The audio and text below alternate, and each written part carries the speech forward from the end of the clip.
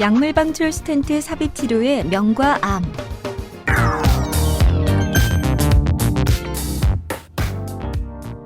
심혈관 협착 질환의 비약물적 치료인 약물 방출 스텐트 삽입 치료에 대해서 들어보신 적 있으신가요? 약물 방출 스텐트가 도입되면서 이전에 사용되던 금속 스텐트와 비교한 많은 연구 결과가 발표되는데요.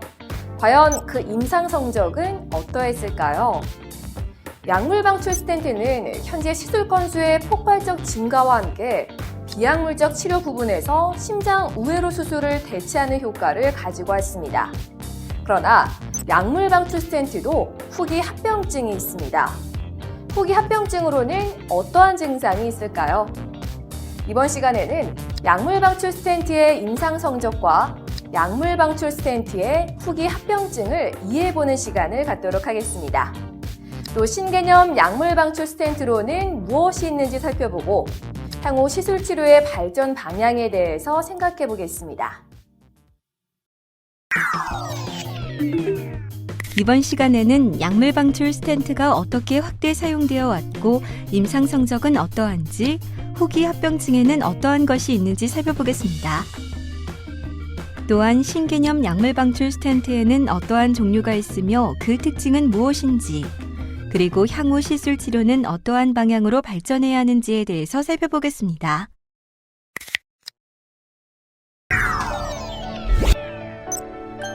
약물 방출 스텐트의 확대 사용과 임상 성적. 약물 방출 스텐트가 도입되면서 이전에 사용되던 금속 스텐트와 비교한 많은 연구 결과가 발표되었습니다. 스텐트 삽입 후 1년 내에 재협착률 및 주요 시민성 사건의 발생이 크게 줄어든 것으로 보고되면서 약물 방출 스텐트는 여러 가지 병변들, 즉 이전에는 시도되지 않았던 고위험 환자군과 고위험 병변군에서 사용되기 시작했습니다. 현재 시술 건수의 폭발적 증가와 함께 비약물적 치료 부분에서 심장 우회로 수술을 대체하는 효과를 가지고 오게 되었습니다. 먼저 고위험 병변에서 약물 방출 스텐트가 우수한 임상 성적을 보였습니다. 특히 혈관의 직경이 작은 협착혈관에서 2.5mm 직경의 스텐트를 성공적으로 삽입한 후 임상 추적 결과에서 매우 우수한 성적을 보였습니다. 또 협착병변이 길고 석회화가 심한 병변들은 특히 재협착의 위험률이 매우 높았는데 2개 이상의 약물 방출 스텐트를 중첩하여 사용하여 우수한 단기 임상적, 혈관 조영술적 소견을 보이게 되었습니다. 또한 주가지와 격가지가 만나는 부위의 협착을 보이는 분지부 병변과 같은 경우 이전에는 거의 스텐트 시술이 이뤄지지 못했거나 아니면 주가지만 치료하고 격가지 병변은 치료할 수 없어서 스텐트 시술이 잘 이뤄지지 못했는데 약물 방출 스텐트의 우수한 신생내막 억제작용을 기초로 두 스텐트를 다양한 방법으로 주가지와 격가지에 삽입하여 우수한 임상적 성과를 가져올 수 있었습니다. 또한 좌주간지 병변의 경우도 약물 방출 스텐트를 사용함으로써 매우 우수한 시술 성적을 보여주었습니다. 보통 좌주간지 병변의 경우 시술 치료의 위험성이 너무 커서 대부분은 수술적 치료에 의존하였는데 약물 방출 스텐트를 이용한 좌주간지 시술 치료의 우수한 임상 성적이 보고되었고 장기 임상 추적에서도 나쁘지 않은 결과들이 보고되어 수술적 치료에 버금가는 좋은 치료 대안으로 제시되고 있습니다. 이러한 고위험 병변에서의 우수한 약물 방출 스텐트의 효능을 기초로 다양한 고위험군 환자들에서 약물 방출 스텐트를 사용한 시술 치료가 행해졌습니다. 특히 당뇨, 신부전, 수술적 위험 요인을 많이 가지는 고령의 환자와 같은 고위험군 환자에서도 실수로 매우 좋은 치료 성적을 보이게 되었습니다. 또한 급성 심근경색증을 포함한 급성관상 동맥증후군의 경우 동맥경합 안의 파열과 연관된 혈전 생성이 병변의 특성을 이루게 되는데 이런 질환군에서도 약물 방출 스텐트 삽입 치료의 성적이 매우 안정적이고 효과적인 것으로 많은 연구들에서 보고되었습니다. 이렇듯 이전 금속 스탠드 시대에선 시수로 높은 재협착과 시술 관련 나쁜 치료 성적으로 전혀 시도되지 못했던 많은 고위험 병변과 고위험 환자에서 약물 방출 스텐트가 사용되면서 스텐트를 이용한 중재 시술 치료의 적응증이 보다 넓어지게 되었고 결국 약물 방출 스텐트를 사용한 중재 시술 치료가 대표적인 비약물적 치료로 자리 잡게 되었습니다. 확대된 약물 방출 스텐트의 효능을 바탕으로 우회로 수술적 치료의 영역이었던 좌주간지 병변과 다혈관 다협착 병변에 대한 시술 치료와 수술 치료의 비교 연구가 지속적으로 진행되었습니다. 좌주간지 병변의 두 치료 방법의 비교 연구 결과 사망률 발생 측면에서는 두 치료가 이제 더 이상 큰 차이를 보이지 않았고 심근경색의 발생과 관련해서는 수술적 치료가 더 우수하지만 치료 후 뇌졸중의 병발은 수술적 치료군에서 더 높다고 보고되었습니다. 하지만 재시술은 시술 치료군에서 더 높게 보고되고 있습니다. 정리하면 시술이 가능한 좌주간지 병변에 대해서는 시술적 치료가 수술적 치료와 거의 유사한 치료 효과를 보인다고 이해하시면 됩니다. 또 다른 고위험 병변인 다혈관 병변의 치료에 대해 알아보겠습니다. 다혈관 병변에서 약물 방출 스텐트를 사용한 시술 치료와 수술적 치료를 비교해 보면 사망률 단독 비교에선 두 치료군의 차이가 없지만 주요 시민성 사건을 종합하면 수술적 치료에 비해서 시술 치료가 더 높은 합병증 발생률을 보였습니다. 이러한 치료 성적을 결정짓는 주요한 인자는 좁아진 혈관을 모두 다 확장해서 전체 혈관을 완벽하게 재개통 가능한 완전 재개통을 만들 수 있냐는 점입니다. 결국 시술적 치료로 관상동맥의 세 혈관이 모두 개통된 완전 재개통 상태를 만들 수 있으면 시술 치료가 수술 치료와 유사한 치료 효과를 가져올 수 있지만 시술 치료로 완벽 재개통 상태를 못 만들게 되면 시술 치료 성적이 떨어지고 이런 환자의 경우 수술적 치료를 진행하는 것이 보다 좋은 임상 결과를 가져올 수 있다고 생각하면 되겠습니다. 하지만 2세대 이상의 신개념 약물 방출 스텐트의 경우 효능뿐만 아니라 장기 안전성이 기존의 1세대 약물 방출 스텐트보다 우수하므로 이 신개념 약물 방출 스텐트를 이용한 다혈관 질환의 시술 치료의 임상 성적은 보다 더 좋을 수 있어 이들 스텐트의 다혈관 질환 시술 치료 성적에 대한 장기 임상 경과를 좀 더 주의 깊게 기다려봐야 하겠습니다. 약물 방출 스텐트의 후기 합병증. 약물 방출 스텐트의 우수한 단기 시술 성적을 토대로 고위험 환자군, 고위험 병변의 시술 치료로 확대되면서 약물 방출 스텐트를 이용한 시술 치료가 관상동맥 협착 질환의 시술 치료의 주된 치료로 자리 잡게 되었습니다. 하지만 2006년 유럽 심장학회에서 이전의 금속 스텐트와 약물 방출 스텐트를 비교했던 무작위 연구들의 메타 분석 결과가 발표되었는데 우수하다고 생각하였던 약물 방출 스텐트 시술 환자군에서 사망이나 심근경색의 발생률이 더 높았다는 충격적인 기사가 보도되었고 이런 나쁜 후기 임상 성적의 주된 원인이 스텐트 내부에서 생기는 혈전, 즉 스텐트 혈전증이라는 것이 밝혀지면서 약물 방출 스텐트 혈전증의 원인과 임상 양상 및 예방 방법에 대한 많은 후속 연구가 진행되었습니다. 먼저 스텐트 혈전증의 정의를 알아야 하는데 학술연구 컨소시움에서 제시한 정의, ARC 데피니션이 가장 일반적으로 사용됩니다. 스텐트 혈전증은 관련된 두 개의 중요한 기준을 근간으로 분류하는데 첫째는 스텐트 혈전증 진단의 확신도이며 이에 따라 확진, 가능, 추정으로 분류하였습니다. 둘째, 기준은 최초의 기준 시술일로부터 사건이 발생한 시점까지의 경과 시간이며 이에 따라 초기, 후기, 늦은 후기로 분류합니다. 데피니 스텐트 스롬보시스는 관상동맥 증후군을 실사할 수 있는 갑작스런 전형적인 흉통 발생, 심근 효소 수치의 상승과 같은 임상 양상을 보이고 혈관 조영술이나 병리학적으로 확인된, 즉 혈관 조영술에서 혈전으로 인해 스텐트 내부의 협착 소견이 확인된 경우를 말합니다. 프로버블 스텐트 스롬보시스는 스텐트 시술 후 30일 이내에 원인 모를 사망이나 혈관 조영술이나 병리학적으로 확인되지는 않았지만 목표 혈관, 즉 혈관에 병이 있어 스텐트가 삽입된 혈관에 심근경색이 확인된 경우를 가리킵니다. 파서블 스텐트 스럼보시스 스텐트 시술 후 30일 이후 발생한 모든 사망의 경우 진단할 수 있습니다. 최초의 기준 시술일로부터 사건이 발생한 시점까지의 경과 시간에 따른 분류로 얼리 스텐트 스럼보시스는 스텐트 시술 후 30일 이내 발생한 혈전증을 가리키는데 24시간 이내 발생을 급성, 24시간 이후 30일 이내 발생을 아급성 혈전증이라고 분류합니다. 레이트 스텐트 스럼보시스는 스텐트 시술 후 30일 이후 발생한 혈전증을 가리키고 베리 레이트 스텐트 스럼보시스는 스텐트 시술 후 1년 이후 발생한 혈전증을 가리킵니다. 스텐트 혈전증의 빈도와 임상적 중요성에 대해 알아보겠습니다. 일반 금속 스텐트를 주로 사용하던 시기에는 스텐트 혈전증의 대부분이 얼리 스텐트 혈전증이었고 일부 레이트 스텐트 혈전증이 보고된 적이 있었으나 베리 레이트 스텐트 혈전증은 거의 안 생기는 것으로 알려져 있었습니다.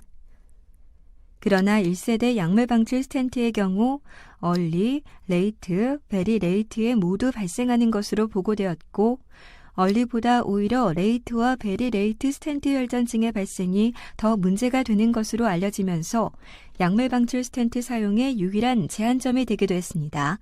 그러나 2세대 약물 방출 스텐트부터는 레이트와 베리 레이트 스텐트 혈전증의 발생이 줄어들어서 1세대 약물 방출 스텐트의 치명적 문제를 상당 부분 개선시킨 것으로 보고되고 있습니다. 최근에 이루어진 메타 분석 연구에서는 2세대 약물 방출 스텐트가 1세대 약물 방출 스텐트에 비해 1년 이후에 발생하는 스텐트 혈전증의 빈도가 유의하게 낮았고 심지어 일반 금속 스텐트와 비교해도 발생 빈도가 낮은 것으로 보고되었습니다.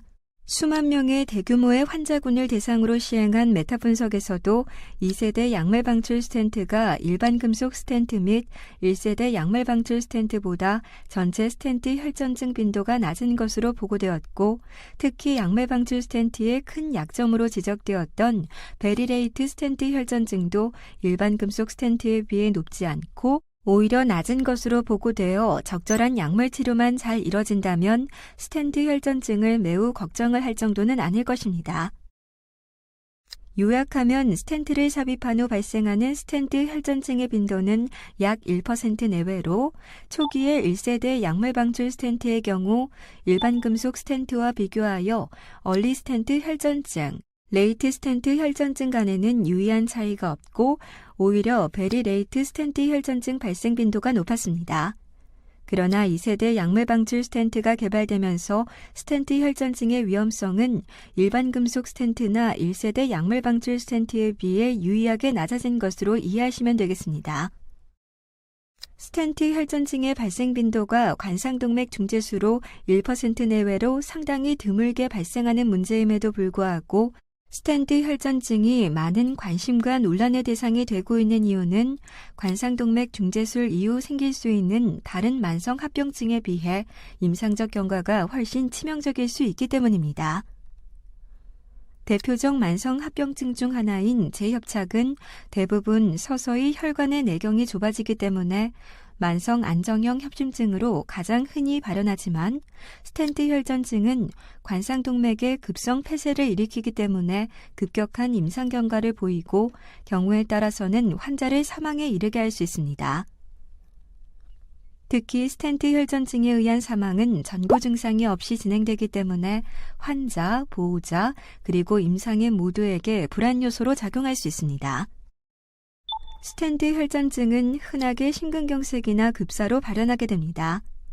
그 외에도 불안전성 협심증, 심부전, 부정맥 등 상당히 치명적이고 심각한 임상 양상으로 발현될 수 있습니다. 스텐트 혈전증 발생 이후 일반 금속 스텐트와 약물 방출 스텐트에 관계없이 적게는 7%, 많게는 45%의 사망률이 보고되었습니다. 사망하지 않는다고 해도 대부분의 스텐트 혈전증이 발생한 환자들은 심근경색을 경험하게 되어 스텐트 혈전증이 상당히 위험하고 치명적 합병증임을 알 수 있습니다. 물론 신속하게 의료기관에 방문하게 되고 적합한 치료를 한다면 치료 자체가 되지 않는 것은 아닙니다. 결국 현재로서의 최선은 스텐트 혈전증의 발생 자체를 최대한 줄이는 방법을 모색하는 것입니다. 스텐트 혈전증의 원인과 위험인자에 대해 알아보겠습니다. 복잡한 병태 생리를 가지는 스텐트 혈전증을 한 가지 기전 또는 원인으로 설명하기는 쉽지 않습니다. 정확한 원인보다는 어떤 위험인자를 가지고 있을 때 스텐트 혈전증이 호발하는지에 대한 연구 결과는 많이 보고되었습니다.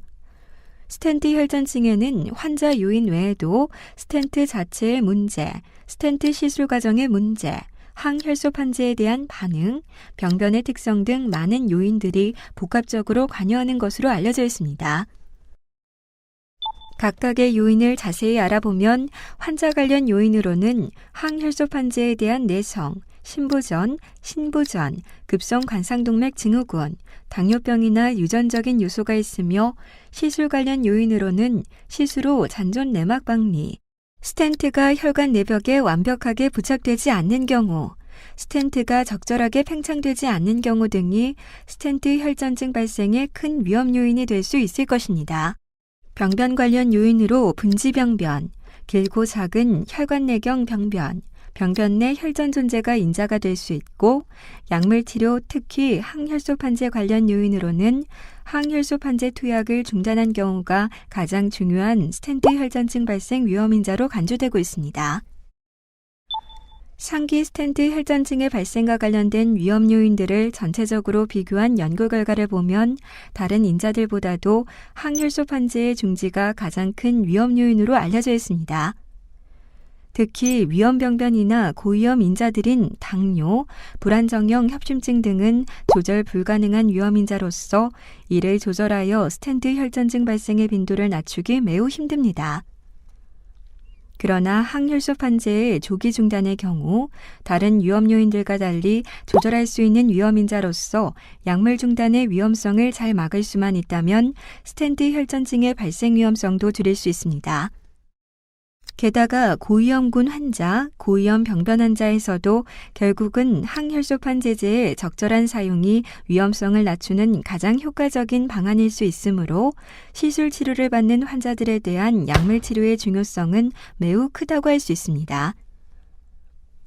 결국 약물 방출 스텐트 삽입 후 적절한 약물 치료 병행은 필수적인 과정이고 특히 항혈소판 제제의 사용은 매우 중요합니다. 특히 진료 지침에 부합하지 않는 항혈소 판재 중지는 치명적인 스텐트 혈전증 발생과 연관될 수 있으므로 이에 대한 환자들의 교육과 함께 매우 세심한 관리가 필요할 것입니다.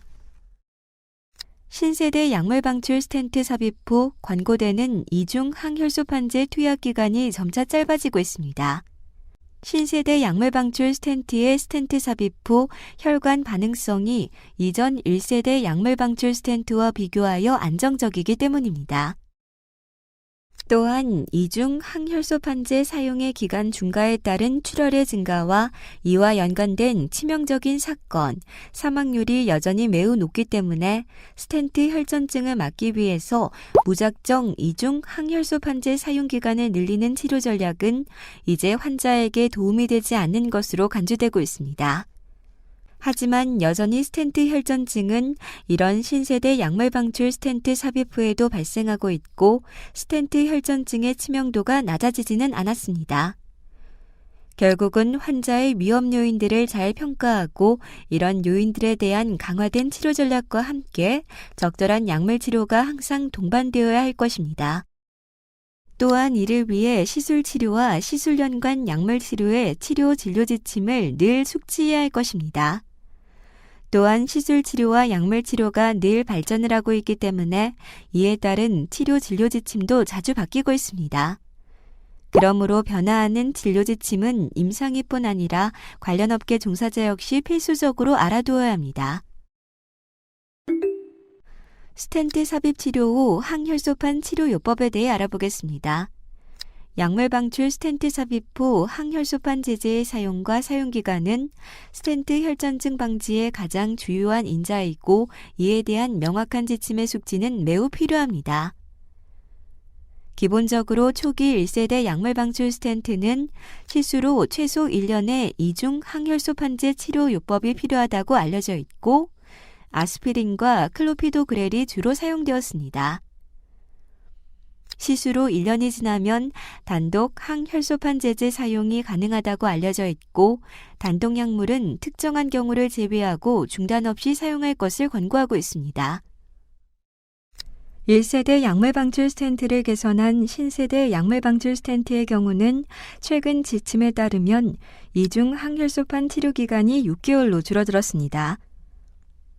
이전 약물 스텐트보다 높아진 효능과 안전성을 바탕으로 정해진 지침이라고 보면 되겠습니다. 하지만 환자의 스텐트 혈전증의 위험률을 고려하여 선택되어야 할 것이고 추가적인 연구 결과에 항상 주목해야 할 것입니다. 관상동맥 증후군으로 약물 방출 스텐트를 삽입받은 환자의 경우 대체적으로 다른 임상 양상의 환자들보다는 스텐트 혈전증의 위험률이 높은 편이고 비교적 긴 기간의 이중 항혈소 판재 사용이 권고됩니다. 또한 프라수그렐이나 티카그렐러와 같은 보다 강력한 새로운 항혈소판 제제들이 사용되면서 이전 약제보다 우수한 임상 경과를 보이는 것으로 보고되었고 특히 티카그렐러는 사망률을 감소시킬 수 있다고 보고되면서 최근 관상동맥 증후군 환자의 가장 주된 치료 약제로 자리 잡고 있습니다. 또한 최근엔 비판막성 심방세동 환자에서 주로 사용되는 팩터 10A 저해제들 중 자렐토의 저용량 투약으로 관상동맥 증후군 환자에서 이중 항혈소 판재와 같이 사용했을 때 사망률을 개선시킬 수 있고 고위험 심혈관계 질환들에서 사용 시에도 우수한 임상 성적을 보고하고 있어 향후 확대된 임상 경과에 대한 추가적인 결과를 주목해야 할 것입니다. 특히 이런 새로운 약제들의 경우 보다 우수한 항혈전, 항혈소 판재 억제 기능을 가지지만 이와 동반하여 출혈 합병증의 위험성도 증가하는 것으로 보고되기 때문에 약제 선택 시에 많은 요인들에 대한 충분한 검토가 꼭 필요할 것입니다. 결국 약물 방출 스텐트 삽입 후 이중 항혈소 판재 사용의 기간 결정에서 항상 명심해야 할 것은 환자의 스텐트 혈전증 발생 위험인자의 고려와 함께 이들 환자의 출혈 위험성에 대한 고려가 반드시 동반되어야 합니다. 강력한 항혈소판 제제 사용으로 허혈성 위험은 줄일 수 있지만 강한 항혈소 제제의 사용과 긴 이중 항혈소판제 사용은 출혈 발생의 위험률을 올리게 되고 궁극적으로 과도한 출혈을 유발하여 결국 치명적인 주요 심인성 사건과 사망으로 이어질 수 있다는 상황을 잘 이해해야 할 것입니다. 또한 출혈의 임상 상황은 단순히 출혈로만 그치지 않습니다. 임상적으로 치명적인 출혈이 발생하면 당장 출혈에 의한 직접적인 연관 상황이 생기지 않더라도 불가피하게 항혈소판 제제를 중단하면서 출혈에 이어 스텐트 혈전증 위험이 같이 올라가는 상황이 발생할 수 있습니다. 또한 출혈에 의한 혈액 부족을 막기 위해서 어쩔 수 없이 시행하는 수혈의 경우에도 환자 혈관에 2차적인 응고 증가 현상을 가져와서 최종적으로 스텐트 혈전증의 발생이 위험률을 높일 수도 있습니다. 결국 두 가지 극단적인 임상 상황인 스텐트 혈전증과 치명적인 출혈 합병증은 각각에게 영향을 미쳐 악순환의 고리에 빠지게 할 수 있습니다. 이런 경우 치료 전략은 이전 연구 결과를 바탕으로 한 진료 지침을 바탕으로 수립해야 합니다. 또한 고위험 환자와 고위험 병변 환자의 경우 보다 세심한 관리와 치료 전략 설정이 필요합니다. 최근에는 이런 환자의 허혈성 위험과 출혈 위험을 평가하고 환자에게 가장 적합한 항혈소판 치료 전략을 수립하기 위해서 새로운 스코어링 시스템이 개발되고 있는데 이는 환자의 스텐트 혈전증 위험인자들과 출혈 위험인자들을 서로 고려하여 이를 점수화해서 최종적으로 환자에게 가장 적합한 항혈소판 제제 치료 전략을 수립해 보려는 시도입니다. 향후 이들 스코어링 시스템의 발전과 유용성에 대해서도 보다 많은 관심을 가져야겠습니다. 신개념 약물 방출 스텐트의 도입과 향후 시술 치료의 발전 방향. 신개념 약물 방출 스텐트는 1세대 약물 방출 스텐트의 치명적인 약점인 스텐트 혈전증을 감소시키려는 목적으로 개발되었습니다. 신개념 약물 방출 스텐트의 가장 특징적인 면은 금속의 재질을 향상시키면서 동시에 스텐트의 두께를 얇게 할 수 있다는 것입니다. 이를 스텐트의 스트럿이 얇아졌다고 하고 이런 계열의 스텐트를 띤 스트럿 스텐트라고 부릅니다. 이 띤 스트럿 스텐트는 먼저 얇아진 두께로 인해서 스텐트를 협착 부위에 통과시키기 수월하며 시술이 보다 쉽고 안전하게 진행될 수 있는데 이는 환자의 안전성과 절대적으로 연결될 수 있는 매우 중요한 장점이라고 할 수 있을 것입니다. 또한 이 띤 스트럿 약물 방출 스텐트 시술 후 혈관 내 반응이 보다 안정적임이 확인되면서 시술 후 이중 항혈소 판재 투여 기간도 줄일 수 있게 되었습니다. 또한 신개념 약물 방출 스텐트들에서는 사용되는 금속의 종류도 다양해졌고 스텐트의 디자인 및 구조 개선이 크게 이뤄졌고 초기 약물 방출 스텐트와 다른 종류의 약물이 사용되었습니다.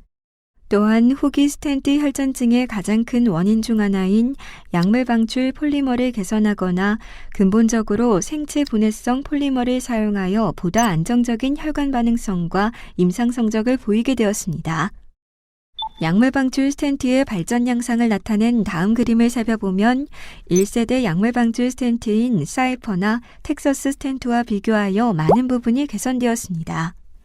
스텐트의 두께가 감소되거나 사용되는 폴리머가 생체 내에서 녹도록 하거나 혹은 여러 종류의 약물이 적용되는 등의 스텐트 기술의 발전은 결국 환자에게 안전한 시술을 받도록 하고 치명적인 합병증 스텐트 혈전증을 예방하는 데 그 목적이 있습니다. 최근의 연구 결과에 따르면 결국 혈관 내에 존재할 수밖에 없는 금속 스텐트 자체가 후기 스텐트 혈전증 및 후기 스텐트의 내막 불안정화와 연관된다는 보고가 발표되었습니다. 이후 일정 기간 후에 금속 스텐트가 사라지게 하려는 시도들이 진행되었고 스텐트 자체를 생분해성으로 제작하여 일정 시간이 경과한 뒤 분해되면서 체내 어떤 이물질도 남기지 않는 완전 생분해성 스텐트가 개발되어 사용되면서 궁극적인 안전성을 추구하는 시술 치료로의 전환을 모색하고 있습니다. 그러나 초기 생분해성 스텐트인 앱졸브 스텐트는 장기적으로 스텐트 혈전증을 줄이지 못하고 일관적인 생분해가 혈관 내에서 이뤄지지 않는 것으로 알려지면서 현재는 거의 사용이 되고 있지 않습니다. 하지만 가장 이상적인 스텐트 형태가 완전 생분해성 스텐트일 수밖에 없다는 임상 필요에 대해서는 이견이 없어 여러 가지 다른 재질의 다양한 종류의 2세대 생분해성 스텐트들의 효능과 안정성에 대한 임상 시험을 진행하거나 종료된 상태입니다. 이들 차세대 생분해성 스텐트들의 임상 경과를 주의 깊게 지켜봐야 할 것입니다. 혈관협착 질환의 비약물 치료, 특히 스텐트를 기반으로 한 중재시술 치료는 이제 모든 혈관협착 치료의 가장 기본적인 치료로 자리를 잡았습니다.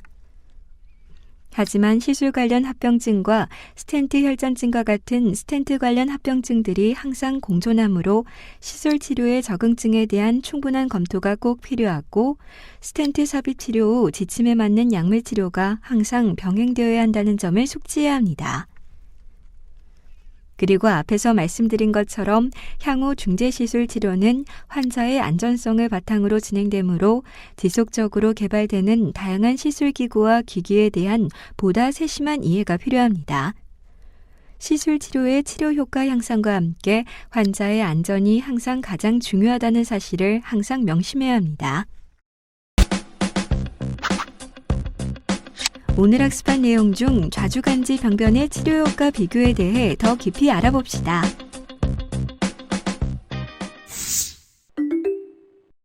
좌주간지 병변의 치료 성적을 요약한 다음 그림을 살펴보겠습니다. 시간의 흐름에 따른 좌주간지 관상동맥 질환의 치료에 있어 관상동맥 우회술, 경피적 관상동맥 중재술, 약물 치료의 치료 효과를 도식화한 그림입니다. 과거엔 우회로 수술 치료의 성적이 가장 좋았지만 시간이 지나면서 약물 치료, 시술 치료, 수술 치료가 모두 발전하였고 특히 좋은 약물과 나아진 스텐트 기술의 발전을 밑바탕으로 시술적 치료가 비약적으로 발전된 양상을 보이면서 좌주간지 병변의 수술 치료와의 치료 성적의 간격이 점차 줄어들고 있는 상황입니다. 그림 오른쪽의 치료 지침 권고안은 권고 수준을 표시한 것으로 일반적으로 클래스 1, 2, 3로 나눕니다. 클래스 1은 시술 및 치료법이 환자에게 도움이 되고 유용하며 효과적인 증거가 있고 전문가가 동의하는 경우입니다. 클래스 2는 시술 및 치료법에 대한 유용성과 효용성에 대한 증거가 반드시 일치하지 않으며 전문가들 사이에서도 이견이 존재하는 경우를 말합니다. 세부적으로 클래스 2는 2A와 2B로 나눌 수 있는데 2A는 유용하다는 증거가 우세한 경우, 2B는 유용하다는 증거가 확립되지 않은 경우입니다. 클래스 3는 시술 및 치료법이 유용하지 못하거나 오히려 환자에게 해가 될 수 있는 경우를 일컫습니다. 즉, 치료 지침 권고안에서도 좌주간지 병변의 시술 치료는 권고안의 수준이 높아져 현재는 시술 치료가 좋은 대안으로 자리 잡고 있습니다. 이번 시간에는 약물 방출 스텐트의 임상적 적용이 확대되는 과정, 그에 따른 부작용 및 이를 극복하기 위한 현재까지의 노력과 관련된 내용을 알아봤습니다. 약물 방출 스텐트의 도입으로 이전에는 수술적 치료에 의존했던 고위험 병변에 대해서도 중재 시술을 적용하기 시작했습니다. 특히 좌주간지 병변이나 다혈관 병변에서도 중재 시술을 적용해 수술적 치료와 대등한 치료 효과를 보이고 있습니다. 또 수술적 치료 자체가 큰 부담이 되는 고위험 환자군에게도 중재 시술의 하나의 대안으로 자리 잡고 있습니다. 그러나 그 적용 범위가 확대되던 약물 방출 스텐트에 큰 약점이 발견됐고, 그것은 바로 시술 이후 발생하는 스텐트 혈전증이었습니다. 스텐트 혈전증은 스텐트 내에 혈전이 발생해서 관상동맥 혈류 폐쇄를 일으키는 것으로 경과가 빠르고 환자에게 치명적인 결과를 초래할 수 있습니다. 이와 같은 치명적인 문제를 해결하기 위해 기술적으로는 신개념 약물 방출 스텐트가 도입됐으며 이 중 항혈소판 제제 복용과 같은 약물 치료의 중요성이 강조됐습니다. 지금까지 약물 방출 스텐트 삽입 치료의 명과 암에 대해서 알아봤습니다. 학습 요약 버튼을 클릭하시면 이번 시간 학습한 내용의 핵심 정리 노트를 확인해 보실 수 있습니다. 감사합니다. 이번 시간에는 약물 방출 스텐트 삽입 치료의 명과 암에 대해 학습하였습니다. 다음 시간에는 스타틴의 임상 연구에 대해 살펴보겠습니다. 수고하셨습니다.